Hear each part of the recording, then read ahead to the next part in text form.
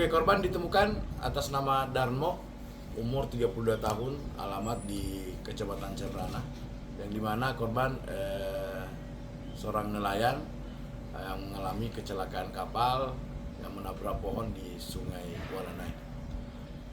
Dan pada pukul tadi sekitar pagi pukul 9.30 korban ditemukan dan langsung dievakuasi ke rumah duka.